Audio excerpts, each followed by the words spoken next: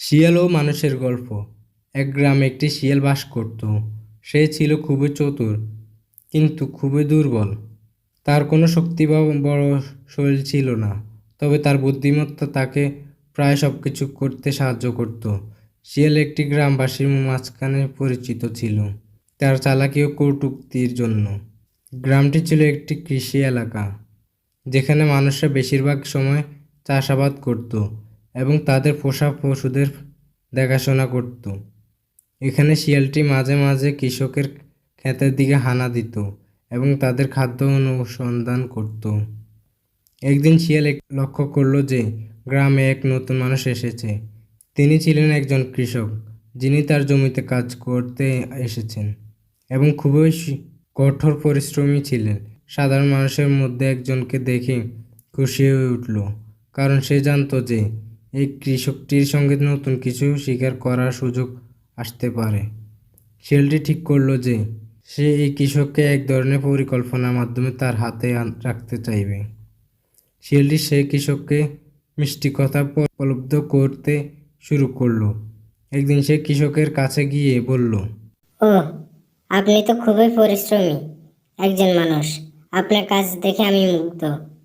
আপনি যদি আমাকে সাহায্য করেন, তবে আমি আপনার জীবনকে সুখ এনে দিতে পারি।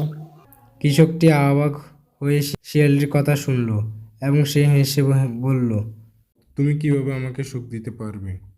শিয়ালটি তার পরিকল্পনা জানালো।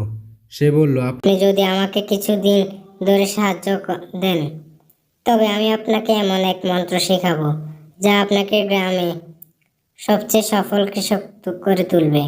কৃষকটি প্রথমে বিশ্বাস না করলেও শিয়ালের কথায় আকৃষ্ট হয়ে তাকে সাহায্য করার জন্য রাজি হয়ে গেল।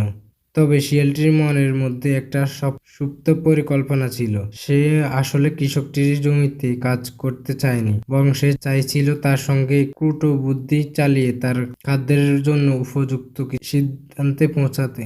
কিছুদিন পর শিয়ালটি কৃষককে একদিন বলল, আপনার জমিতে যদি আমি আমার বুদ্ধিমত্তা প্রয়োগ করি, তবে আপনার ফসল অনেক ভালো হবে। আমি একটি বিশেষ পদ্ধতি আপনাকে জানাবো, যা আপনাকে কৃষিক্ষেত্রে আরো ভালো ফল দিতে সাহায্য করবে। কৃষকটি আশ্চর্য হয়ে গেল এবং বলল, এটা কি সত্যি? তাহলে তুমি আমাকে সেটা শেখাও।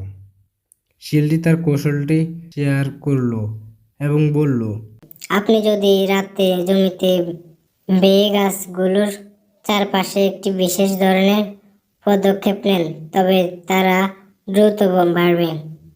কৃষকটি শিয়ালের কথা বিশ্বাস করে এক রাতে সে তার জমিতে গিয়ে শিয়ালের দেওয়া কৌশল অনুসরণ করলো। তবে বাস্তবে শিয়ালের উদ্দেশ্য ছিল কিছু গাছের শিকড় খাওয়া, যাতে সে নিজের খাদ্য গ্রহণ করতে পারে।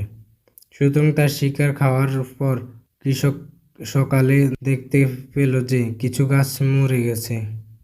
কৃষকটি হতাশ হয়ে পড়ে এবং শিয়ালের প্রতি আরও আশা হারিয়ে ফেলে।